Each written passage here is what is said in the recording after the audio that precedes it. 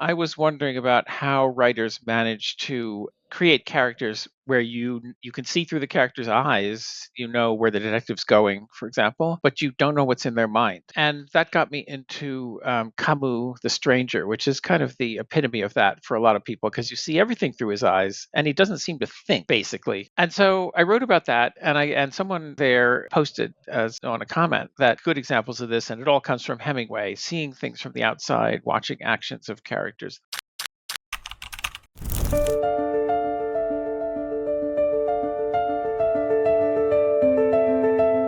Hi, welcome to the Big Book Project. My name is Lori Feathers. I'm your host, and I'm so thrilled to be joined again today by writer and professor James Elkins.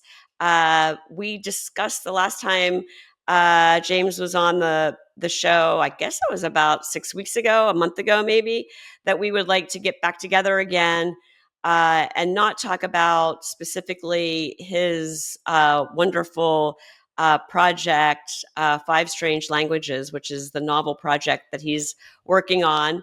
But just kind of talk about big books in general. So that's what we thought we would do today. So welcome back.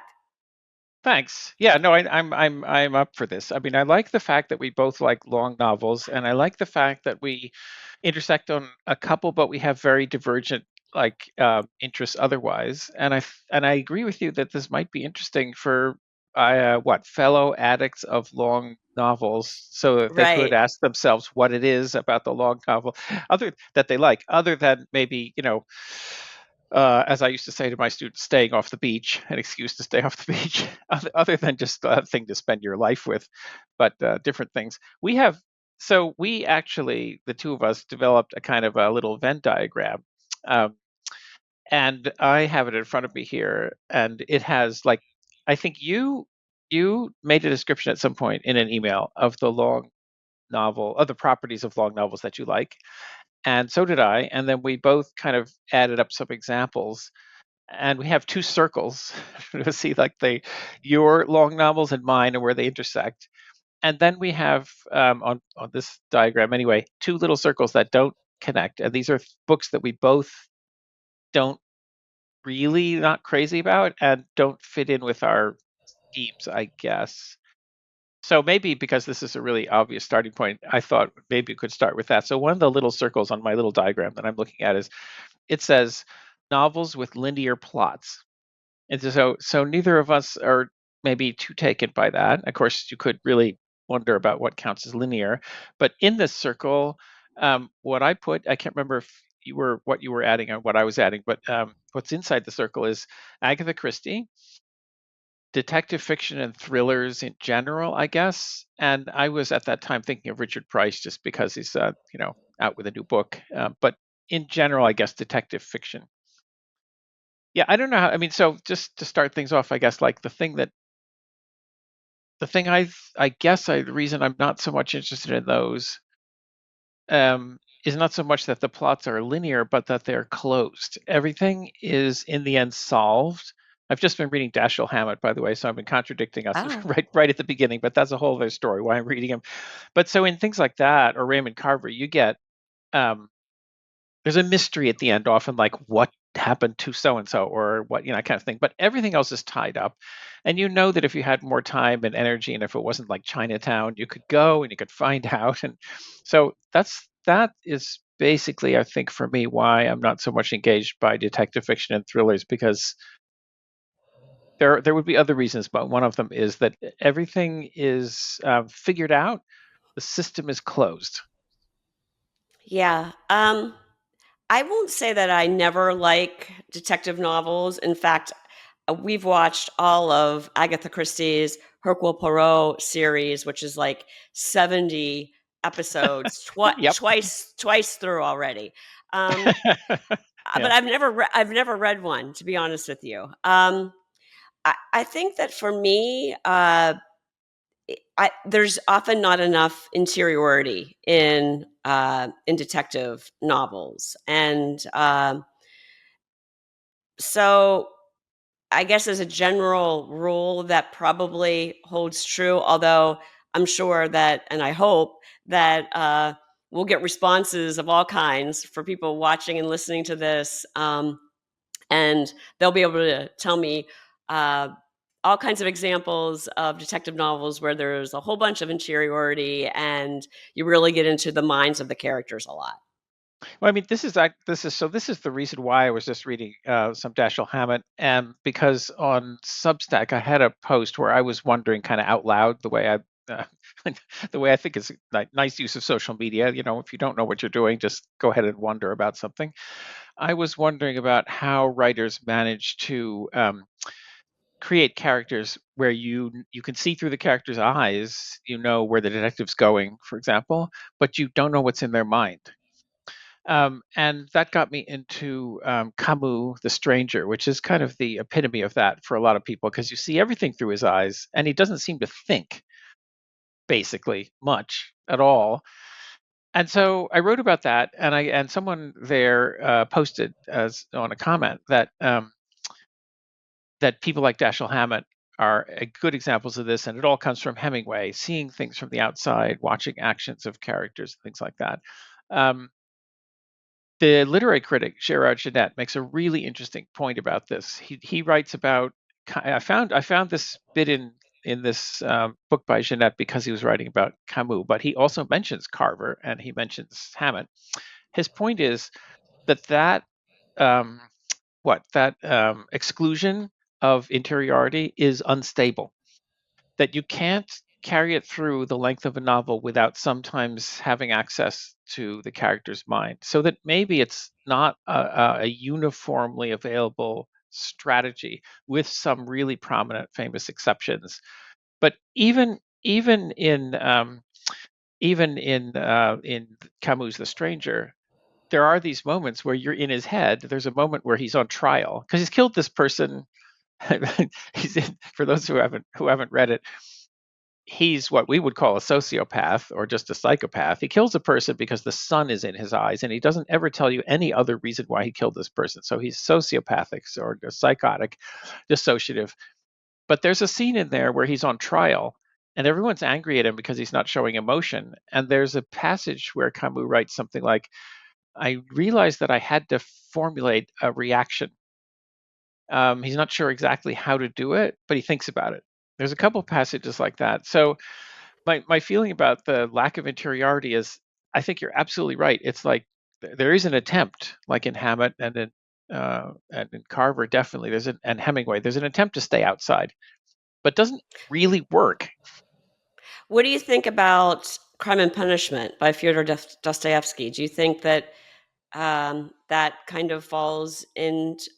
To me, there's more interiority in that, and you do get into his mind.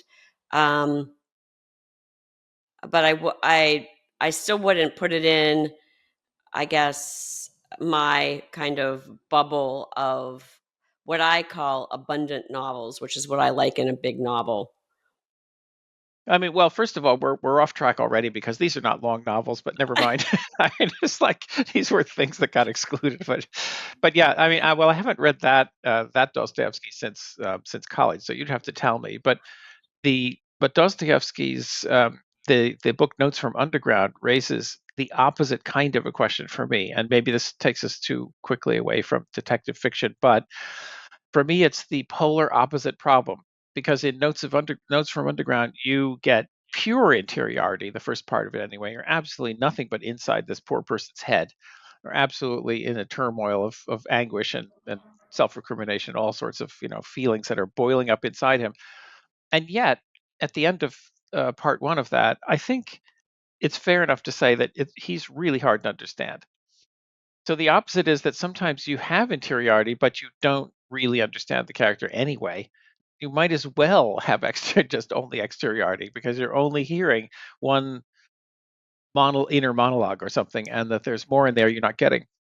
I guess I'd push back on that though, because to me there is value and intrigue in just trying to puzzle it out. I mean, I don't have to Yeah. understand the person's head at the end of the book, but the fact that I was living inside that head for a while and it's still kind of impenetrable to me, I don't know, there's still something satisfying for me about that.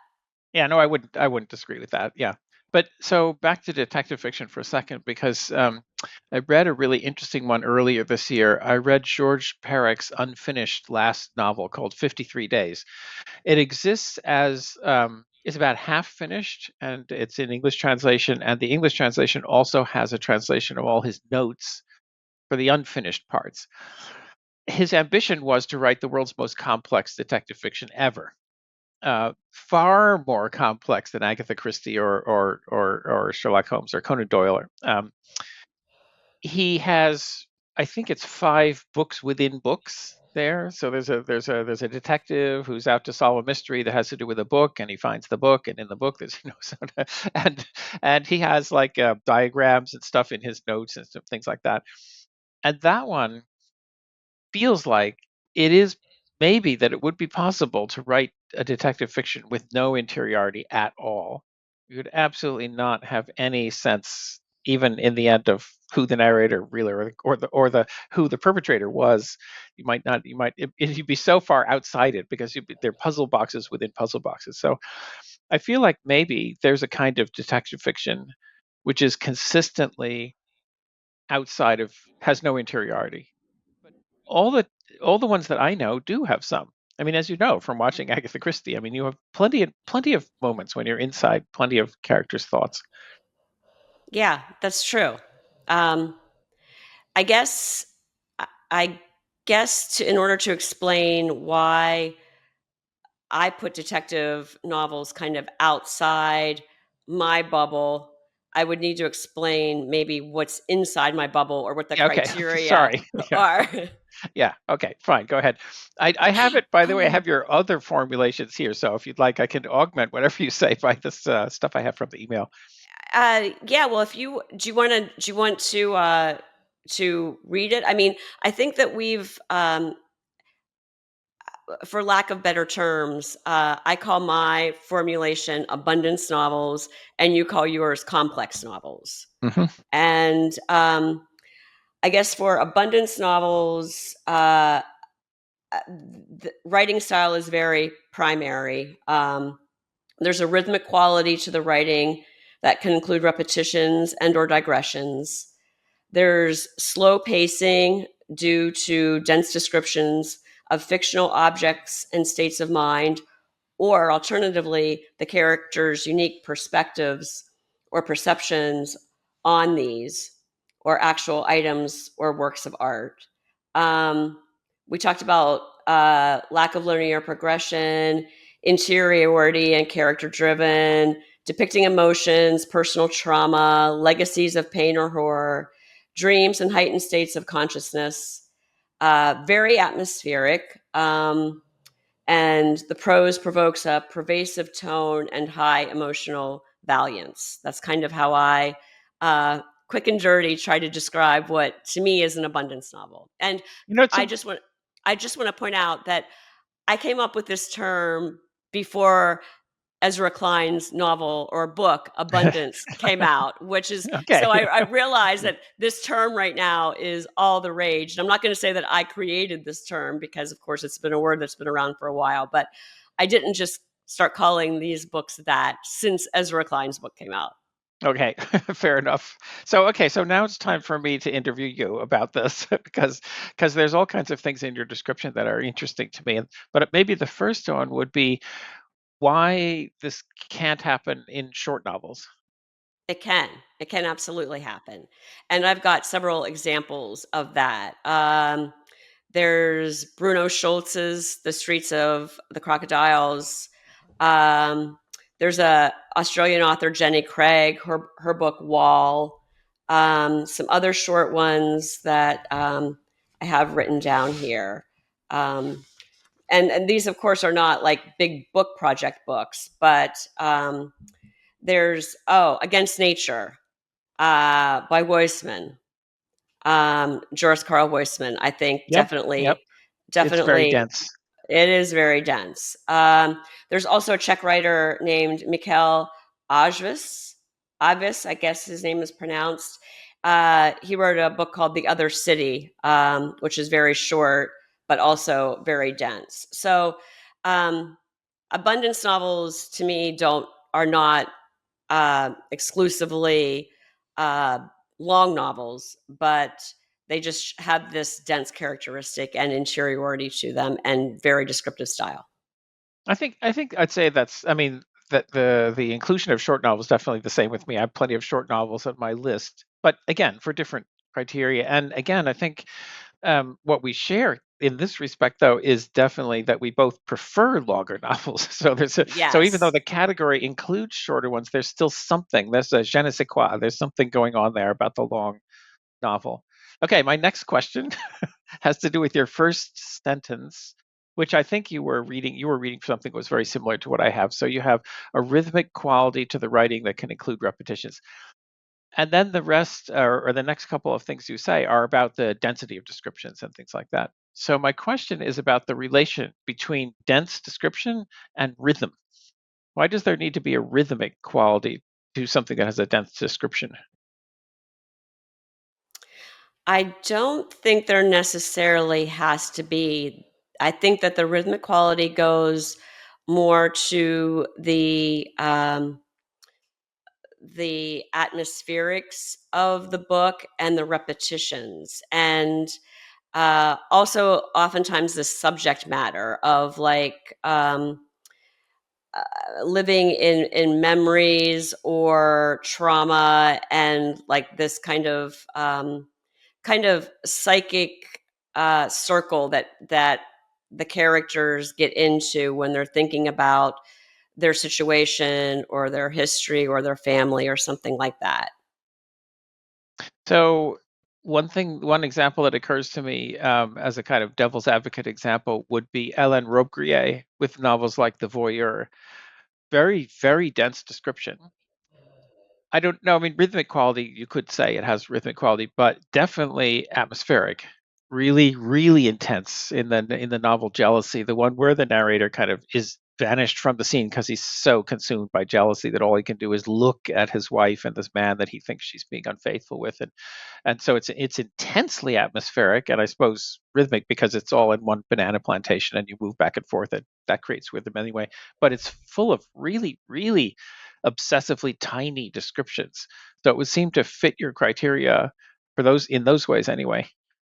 I have not read him, so I'm sure you're gonna You might, name many books that I haven't read, and that's the fun of this. I think is and that vice versa. Yeah. uh, uh, Well, yeah. that would, and so maybe for some hypothetical future conversation, because the reason why I say that's a devil's advocate example instead of just something that you would definitely like, is that in a sense that novel has no interiority because the person never speaks. No one ever speaks to the person who's narrating. It's the husband made invisible by his consuming jealousy. There's no inner monologue at all. You only just watching him watch. He prowls around and watches and keeps an eye on people and everything that's going on that he can see. So in a way, it's a counterexample. It in a way it fits pretty perfectly. I think maybe those criteria that you have. It's not an especially long novel, so but we'll leave that to a side for a second. But it has less interiority than some hard-boiled film noir kind of thing. Yeah, yeah. I'm not sure that like I've thought about this in terms of a checklist and that all the things have to be there. I mean, maybe three of the six would count. Okay. I'm just not sure. Okay. Yeah. Yeah. It's very much subjective. It's kind of like a gut For sure. feeling at this point. For sure. Well, the last thing that you put about the atmospheric quality, pervasive atmosphere that the thing has, if you were just to mention that and not any of the other criteria, then I would think of somebody like E.T.A. Hoffman or Edgar Allan Poe, someone like that, where the story might be really simple, but the atmosphere is intense. It's very, very, very thick atmosphere of dread or gloom or horror or whatever it's going to be, or poetry or well, I was going to say love, but with Poe, it's always somebody's dead. But some the atmosphere is very dense anyway. So that would be an example of a kind of writing which is not long. Those are not long texts, but then also no dense descriptions, just dense atmosphere. Yeah. I do think that there's a lot of overlap, and I've thought about this quite a bit, between Gothic and my abundance. Just because of the atmospheric, oftentimes Gothic novels do have a lot of description because there's all of the decay and the ruinous kind of Think of things. Anne Rice. I'm thinking of Anne Rice. Yeah, Yeah. yeah, yeah. One book that I think that you commented on that I posted about recently was Thomas Mann's Bundenbrooks.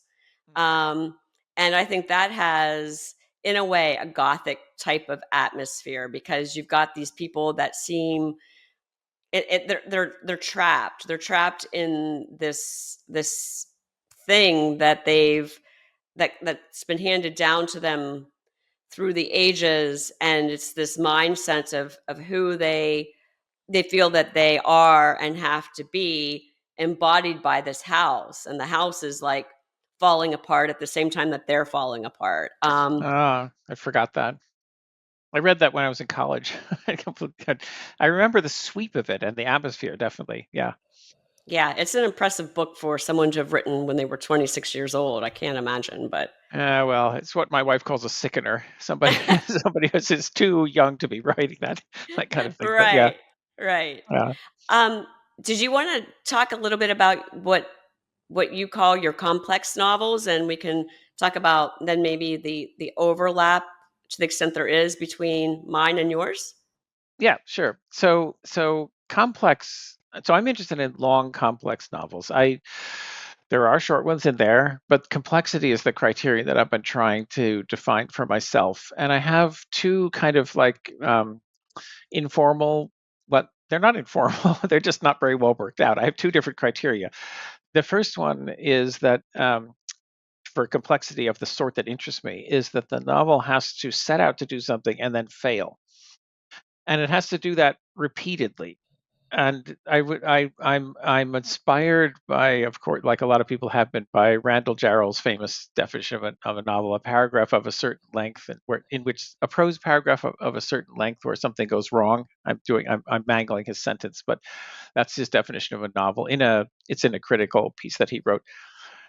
So by go wrong, I mean, for example, like in Musil's Man Without Qualities, famously unfinished novel.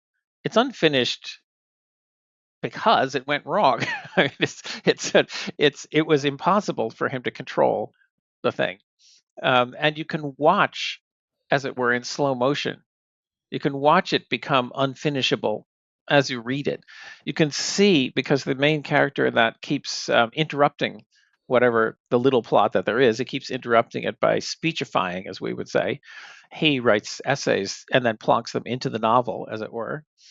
And you could see that's not a great idea, and that the thing is going to be very hard to bring to a conclusion. So in various ways, these kind of slow motion traffic accident of form is what's interesting to me, and which is what I call real complexity. And just to make it a little bit more kind of defensible or nuanced, this is one of the reasons why I'm not interested in detective fiction, because nothing goes wrong.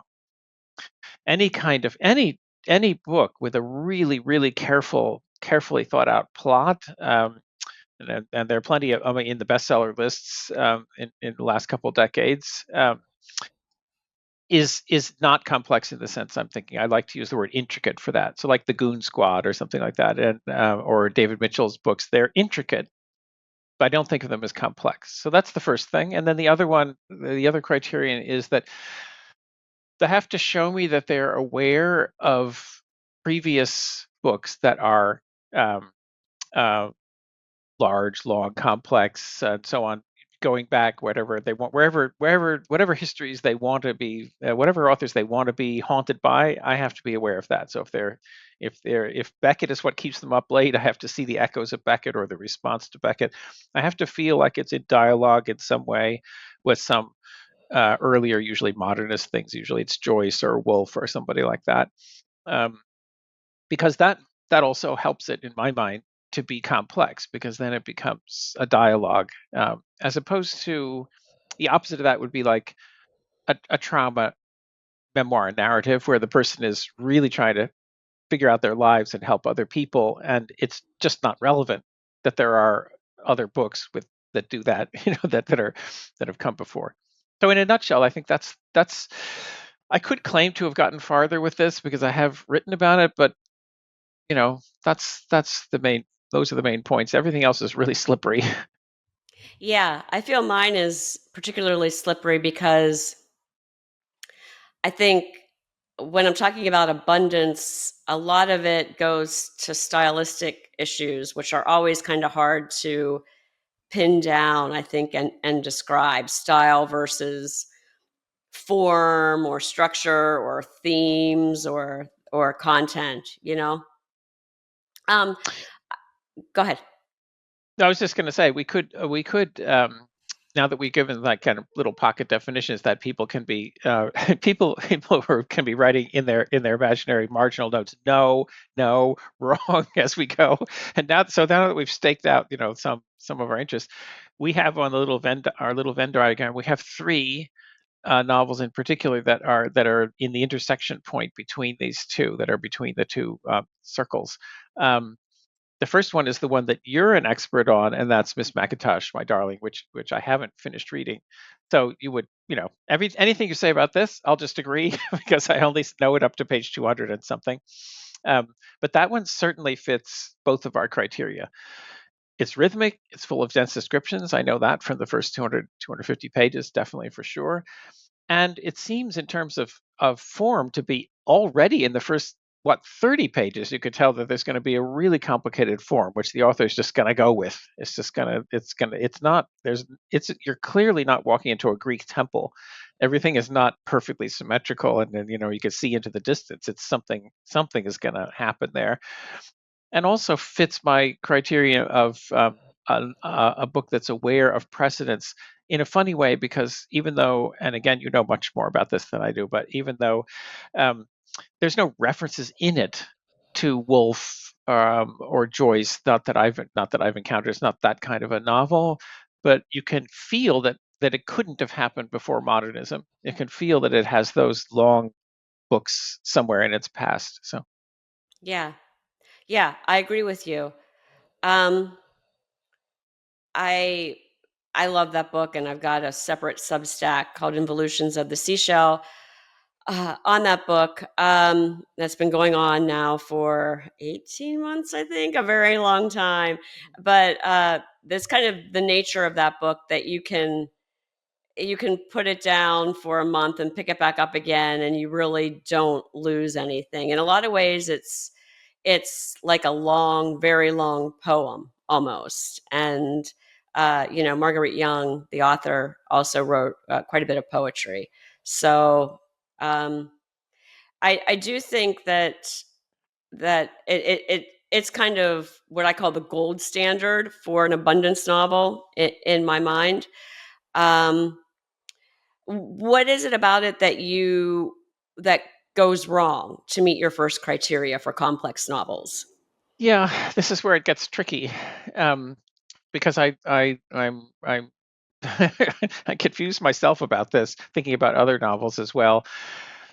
So the novel that I've spent the most time on, which is definitely not in our Venn diagram intersection, is the German novelist Arno Schmidt's book, translated into English as Bottom Stream, which I've been reading with a reading group now for 5 years, if you could believe it. One of the people in the group just told me we passed our 5-year anniversary.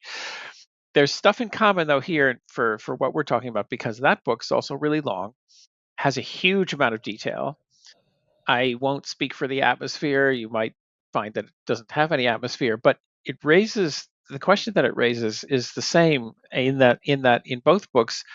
I think you really wonder, or I really wonder, whether there is a reason why it's as long as it is. They're both long, and they're both way longer than some people might want them to be. If you imagine these two authors as neophytes, and they come to an editor and agent, this stuff is ripe for cutting. This is the kind of thing that editors would really want to make it. Let's make it into a standard length novel, please, kind of thing.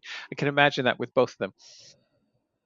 The difference so far for me, and as far as I've read in Miss Macintosh, My Darling, is that I have the feeling with with Miss Macintosh that it's the waves are what matter. And so if the waves are going, then the waves can keep going. And for me, that is, and this is going to sound like maybe not believable, but for me, that's not complexity, because I'm thinking of a sine wave to simplify things, because it can just go on. With Schmidt, it's the same problem, but with a different form, because with Schmidt, he basically gave up plot. He didn't want to have any plot at all, not even the one that's in Miss Macintosh, where she's seeking and so on. There's nothing. There's no plot. It's four people talking about Edgar Allan Poe. But there raises, in the end, the same issue. Okay, why is it the exact length that it is? Why couldn't it have been 5 times longer than that, or 3 times shorter? And that's a form of simplicity, if that's at all comprehensible. That's the way I experience it. For me, the opposite would be somebody like Beckett's trilogy. So books like The Unnameable, it's constantly trying to have a form. He's trying out different things, and he changes from chapter to chapter. And I wouldn't say that anyone could have predicted exactly how long it was, but it's trying and failing to keep control of its form. Whereas in both these books that I'm talking about now, I don't feel that the authors were trying and failing to control form. They had a kind of a thing, a way of writing that they could just launch into. So that's a really long-winded answer, but that's the way I think of it. Well, I love that you mentioned the waves in Miss Macintosh, My Darling, because that's really uh, how I came up with the term abundance, trying to figure out what I loved about that book and what was so compelling to me about that book. And the Latin root for abundance is unda, which means Uh-huh. wave. And so That's that's nice. kind of how I came up with the term. But um, I guess before we get into the other examples of where we overlap, I've been very curious and have been wanting to ask you, since you put together so nicely this Venn diagram for us. What is there a difference in your mind between I'm feeling that there is, between a systems novel and a complex novel, like something like Infinite Jest or DeLillo's Underworld. I think those are two examples of what people kind of call mega novels or systems novels. Yeah, I mean, the problem there for me is the it wouldn't have anything to do with that label systems novel, because I think of like the Don DeLillo and the Walls novel as being completely different in terms of structure. The Infinite Jest, which is the one I've read much more recently, is it was Michael Silverblatt actually who asked him what the was it based on a fractal? Did it have a fractal order? And he says, yes, it's based on the Sierpinski triangle, says David Foster Wallace. and Michael Silverblatt says something like, what? and but it's a fractal form which Wallace used to um, give his novel an order which is too complex for anyone to really perceive. And then it was, of course, changed around in the editing and the publishing anyway. So to me, that is an example of there's a degree of complexity which is beyond, so far, anybody's interest to even try to find it. It would be very much hidden, even if some scholar were to go through all of the notebooks in the order in which he gave them to the press. So I think of that as different from DeLillo, who's a very intuitive kind of a writer. So this is by way of saying I don't know. That long novels like the one I've been reading just recently is John Barth's Giles Goat Boy. That's another one which just goes on, and it's full of like lovely metafictional games and things like that. But it has always in all three of these, there's a sense that there is a structure which is helping the author to go forward, and at the same time ultimately letting them down, not getting them all the way to the end. Yeah. Yeah, I have to say that I've read Infinite Jest. I've not read Underworld, but I don't know. I, I think you and I have a kind of a different aesthetic when it maybe comes to what we really love in terms of content or type Hmm. of prose, because we had quite a a shared time together. I joined your reading group on Perec's Oh, okay, yeah. Life a User's Manual, and I'd read that book once before and found it quite enjoyable, like with the descriptions of art and things like that, but it had been quite a while, and I liked the way that everything was very, very detailed in, like where the people lived and like how they moved around, and the whole conceit about, like creating this painting, making a puzzle, then destroying it, making the art, and then like reducing it down to zero again. But there is something to me about Parek's writing, at least in that, and I haven't read all of his works, but it feels a little soulless or bloodless, a little cold. I think definitely we have some differences there. I mean, I feel like defending Perrick now because because we're having fun in that group still, but the emotion, and I think we talked about this a little bit when you were talking about my novel. I feel like emotion comes out in unexpected ways in books that can appear dry. But I think in general, I would have a tolerance for, yeah, books where I don't know where the emotion's coming from yet, and I'm hanging out and waiting, kind of thing. But so in terms of like our intersections, though, this is a nice time maybe to bring in Duck's Newburyport, which is another one that we have that we both that fulfills all these criteria at once. So there's a huge amount of interiority. It's got the atmosphere. It's got a rhythmic quality which can get seriously annoying sometimes, but is really pretty spectacular as something to pull off for 1,000 pages. And of course, it's full of like tons and tons of descriptions. And then in terms of my criteria, I'm one of the readers that's not convinced at all by the mountain lion plot as a contributor to form or structure. It's an interlude, but it I could even call it wave-like because it keeps coming back, but I don't think it helps. It's not holding it up. It's not a foundation that's holding it up or a scaffolding or something like that.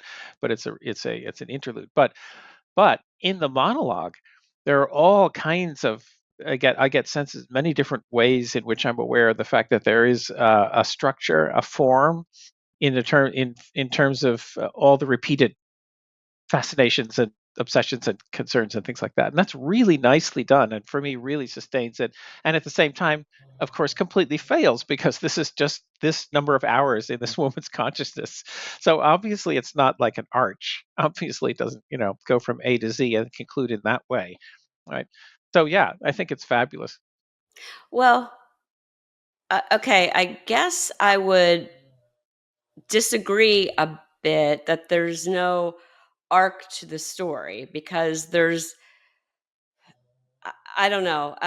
My interpretation is I see the mountain lion as a mirror of the protagonist, and protecting your babies or your Exactly. kids. Yeah. And there is this incident. I don't want to give the book away to anyone, but there is this incident that happens that creates some precarity for the family, and they kind of overcome it. So to me, there is a bit of a narrative arc, and I guess from your perspective of your criteria, there's seems to be obviously some serious James Joyce Ulysses vibes going on in that book in terms There of definitely are. Yeah. influences. Not surprisingly, since Lucy Ellman's father was the foremost biographer of Joyce. Yeah. Who's going to But have his own book written about him, right? Is a book yeah, about him coming out. Yeah. it's out already. Yeah, It's out. Okay. yeah, it's a biography of the biographer, which is really kind of That's fascinating. great. Very meta. But where do you think Ducks fails? Is it just in the fact that there's no there's no arc as you see it? I haven't really actually thought about ways that it fails because it doesn't. I wouldn't have an easy answer to that. All I meant to say about the mountain lion and the plot, which we won't, divulge, is that I don't think in the end they help to really structure it because the rush, the torrent of the inner monologue is so strong and so pervasive that for me these things come across as writer's devices. She needed it feels like she needed them in order to be able to write 1,000 pages in the inside of her character's head, and it doesn't seem to me like the driving force of it was the plot. It seems so. That's all I'm saying about that. It's not really a source of failure. It's just that I don't look to that for the structure of it. I look more to the kinds of associations that the character is having and the recurring thoughts and the ways that they recur and the kind of like, well, waves of anxiety and distraction and, the way those kind of things go. So, would you think, and you and I have had this discussion a lot about Miss Macintosh, my darling. Your adoration for it perhaps is a little less than mine, but and the fact that I don't want to put words in your mouth, but you know, this question that you've posed to me, and I don't have a good answer. Why does it have to be this long, or why is it as long as it is? Could you ask the same question in your mind? Do you think about Ducks Newburyport? Could it be twice as long? Could it Yep. be 200 pages?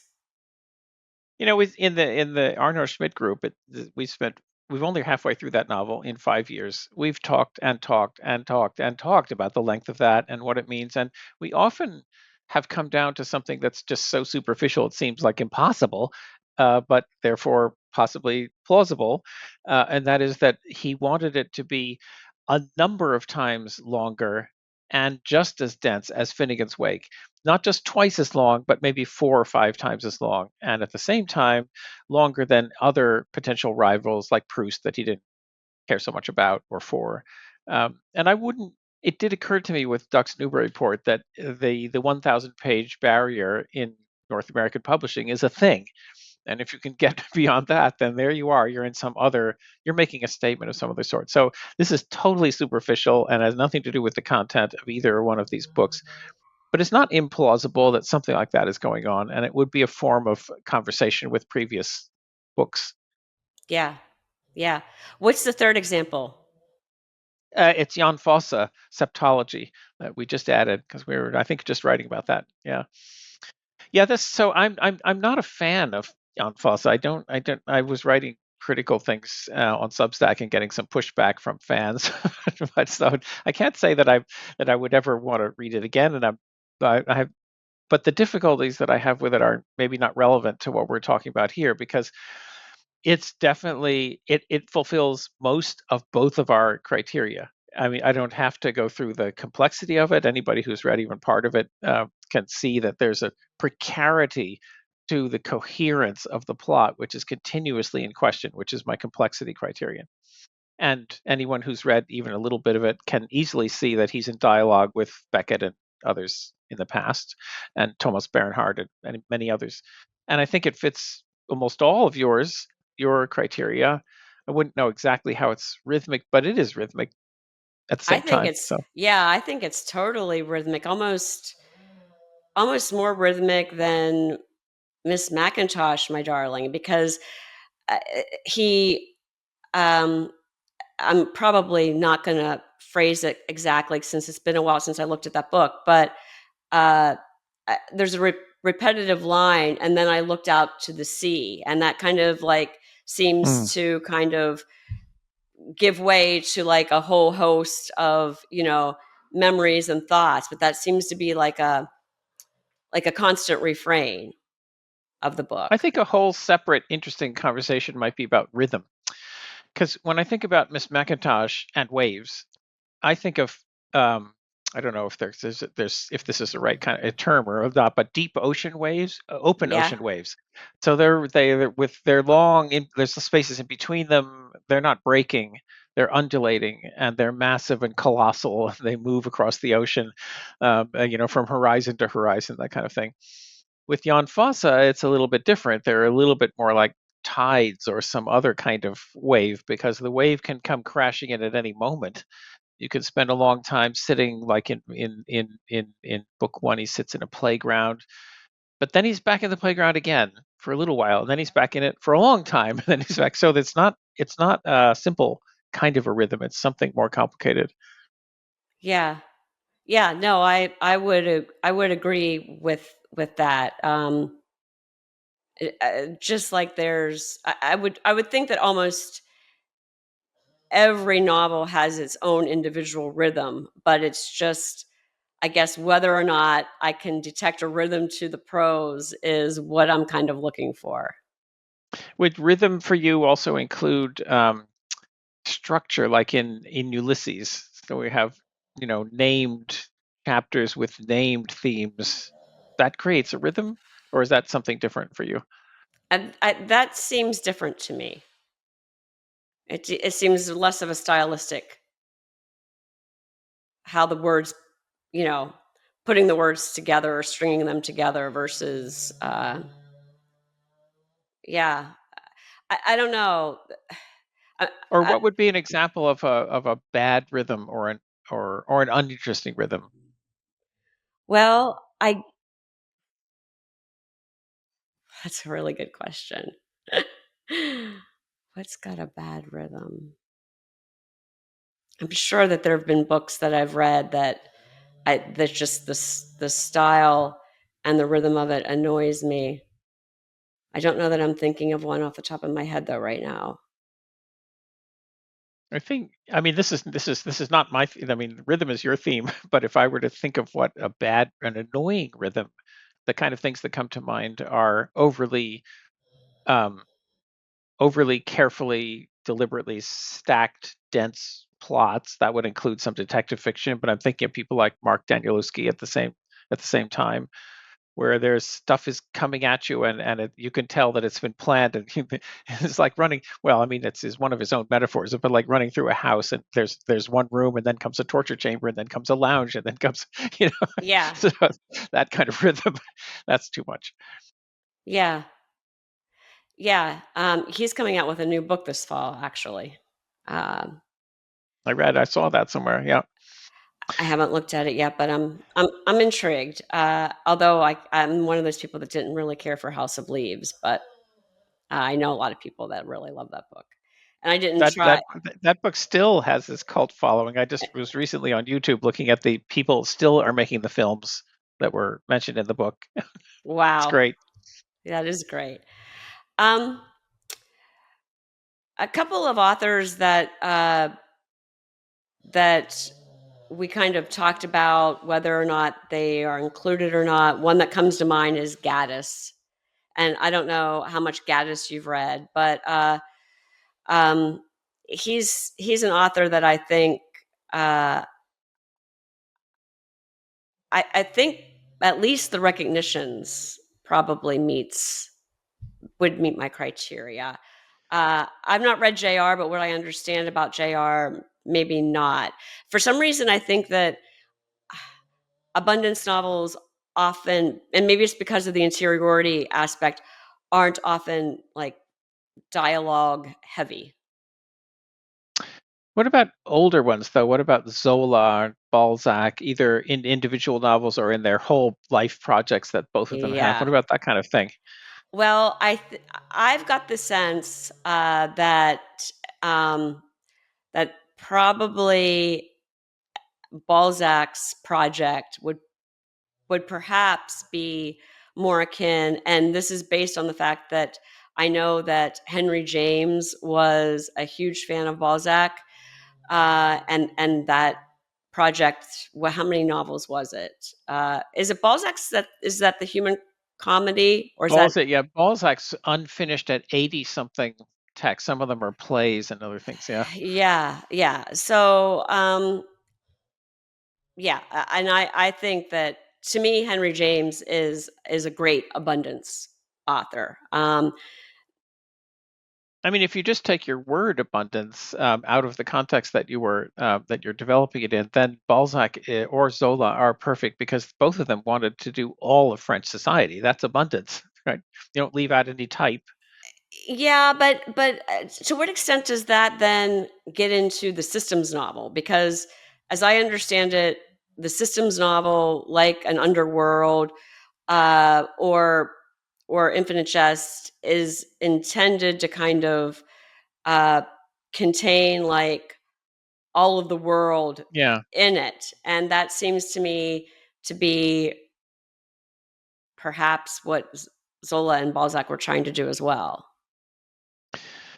Yeah, and they're also encyclopedic, which is another word that's used to describe these Yes. kinds of things. And one of the things we worry about in both of these reading groups, the Perrick and the Schmidt ones, is we worry about literary genealogies because words like labels like systems novel and mega novel and maximalist novel, and there's a whole bunch of other ones. They overlap in sometimes kind of unhelpful ways, and they can imply that there are lineages that connect. But I would think of someone like, like Perrick is hell bent on not being Balzac. So to find any kind of a connection there is, other than an antagonism or an impatience, is not a good lineage. So the systems novel is that's Tom LeClaire's term, isn't it? Or if I'm Yes, misremembering that? I think Yeah, so.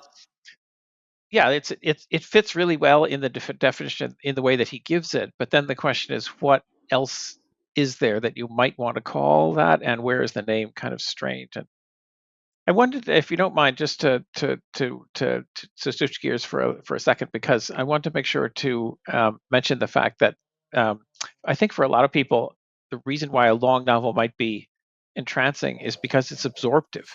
Yes. Once you get hard to get completely immersed in a you can do it, but it's harder to get completely immersed in a really really thin paperback. At least you know you're going to be soon unimmersed. Whereas you're starting Proust for the first time, you know for sure that you'll be immersed for a long time. And this immersion or absorption is not really either one of our criteria. Yeah, that's true. Although perhaps it's an implicit criteria because as we admitted, like we both love long books, but for kind of different qualities or different qualities of long books. So uh maybe just our fascination with mutual fascination with long books and what makes them work and what makes them worthwhile and not worthwhile. I think the base level maybe is that we share that or crave that kind of absorption in a long project. Yeah, or another way of putting it would be that absorption comes in different flavors. And when my Arno Schmidt group is reading most intensely, we are not absorbed in the usual way, like we're not caring about the characters often. We're caring about the books that the characters are talking about, and we're reading those Yeah. books.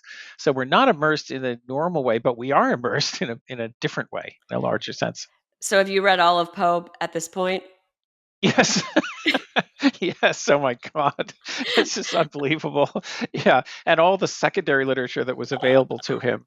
Yeah, Marie Bonaparte wrote a book about Poe, which Schmidt read, and I mean, Wow. there's no end to the. He found a master's dissertation written in, I think, Iowa in 1915 or something like that. It's just like it never ends. It just never ends. Well, yeah, and considering that, I mean, we've kind of got the tools to do that kind of research and digging today, but wow, Yeah, that's that's pretty right. impressive.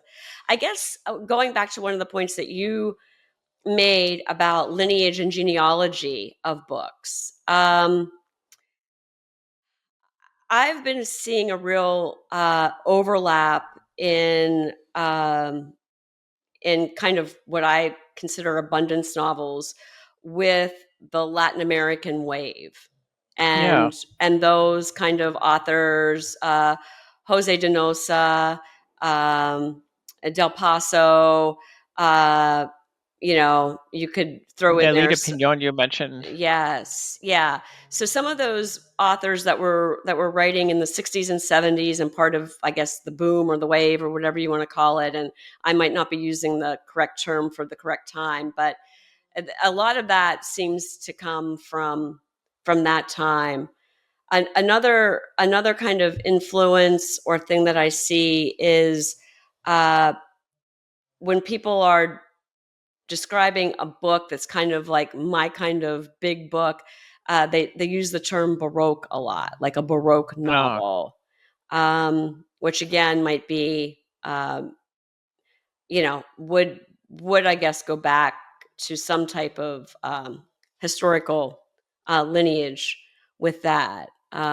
But it is an interesting question, I think, in terms of well, your list of if I mean, if a literary historian were to look at our two lists, they're very different in that sense. I mean, and yours, I think the thing that would strike a historian of literature the most is that most of the examples that you put down when we were corresponding that ended up on our Venn diagram are Latin American literature, 60s, 70s, 80s, maybe.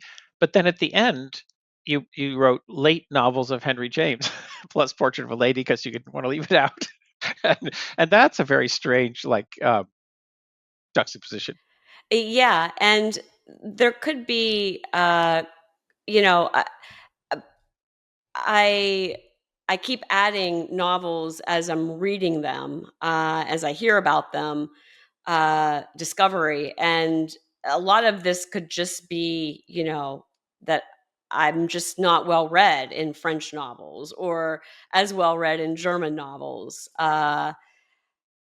Yeah, that's there's just so much out there to read, and I'm trying to like greedily get as much into me as I can because it's so fun. But yeah, by no means do I know all of the world's literatures or all of the the period of literatures.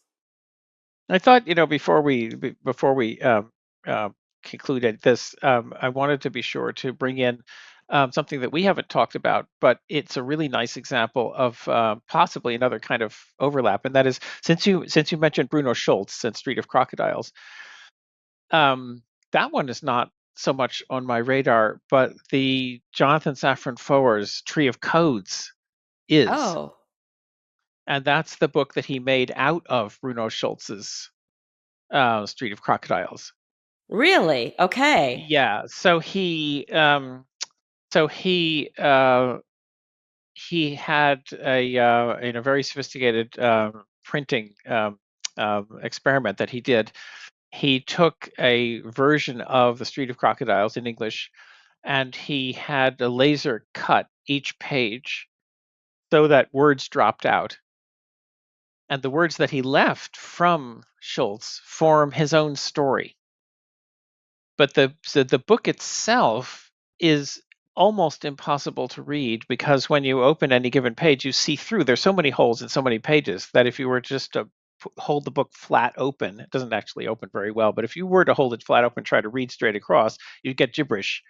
You have to hold each page up so you're not seeing any pages that come after it, or you have to slip a sheet underneath it, Ah, and then you can read his story. So I mentioned this because it's not one book, it's two books, but these two books seem like they cover, like for me, The Tree of Codes is a really interesting complex novel. It's not it is long because it takes a long time to read it. you know, the people who at least one of the scholars who studied it just made a scan and kind of, from my point of view, kind of cheated because part of it is the difficulty, the physical difficulty of reading it.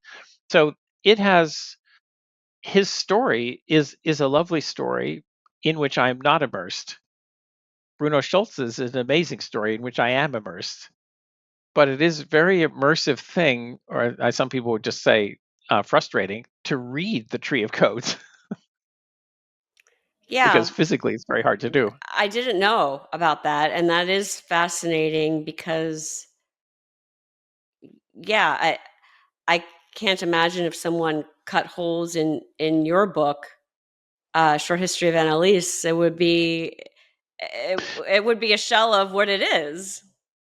And he turned it into something different, which is lovely and quite an accomplishment. And there's a couple of poets I know. There's a woman named Jen Bervin who did this with Shakespeare's sonnets. I think there's an edition where she printed the whole sonnet in light gray, and then she printed in dark the words that she likes, and they make poems. Yeah, And you can see him as a ghost. So anyway, that's to me that's complex, interesting, and immersive, but in a very different way than the complexity of the Schultz. Yeah, yeah, for sure. I can see that. There's also a book called is it the humanatrix, something like that, which is this type of book, and I can't even remember what the source of the original was, that the author kind of blacked out certain sections. But this is very much like you see with poetry sometimes, where you can physically see that, like, just like lines have been blacked out, Oh, right. either entirely or partially to form a different type of text. And there's also, sorry, now I'm just there's things that I want to be sure to get into the conversation somehow, but I haven't been fitting so far. And then the last one is, I think one of the attractions of long books for anybody who loves them is that they're dangerous in the sense that you know that the author has so much room, so much space, so much time that you might turn the page and be faced with a 50-page dissertation on whatever, because the whole world can fit in. There's room for everything, which means it's dangerous because the narrative can suddenly expand or suddenly stall or suddenly go off into some tangent or a parenthesis within a parenthesis. And that particular feeling of uncertainty is a feeling I really like. It's the opposite of a short story that's crystalline. You know at every moment that you can't diverge too much. If you do, that's your only chance, and then the story's over. Well, immediate thing that came to my mind when you described that is Annalisa's description of long books and her search for, studying all the long books and why her notebooks were going to be like or different than, and why the long books that she was coming up with weren't really good examples of what she was going to do or trying to do. So, yeah, that kind of, I love that diversionary stuff where you just like, an author takes me somewhere that I could have never expected, but it's just kind of like opening a trap door, and it's like, oh, I'm going to fall into 100 pages of something else, and that's And lovely and, to it, me. and if you start your really long book on a bus in, is it Indiana, in Miss Macintosh, if you're starting that way, then your reader is in big trouble because that bus journey could take a really long time. Especially Yeah, when it takes like 20 pages just to describe what the two fellow bus passengers on the bus are wearing. So, yeah, that's right. That's right. Yeah, yeah. Well, this was really fun, James. was, yeah. I'm glad that um, we decided to do this, and I really want to encourage everyone that listens to this and hears it, watches it on YouTube or however, that you give us your suggestions and your thoughts, because I think that would be really fun just to start a dialogue about what we're discussing. And I'm sure there are people out there that have their own kind of special category of long books or ideas about what makes a long book work or not work. And it would just be nice to get that discussion. Do you want to tell us what platforms you're on where you discuss long books generally? I know that you're pretty faithful to Goodreads. You do a lot there.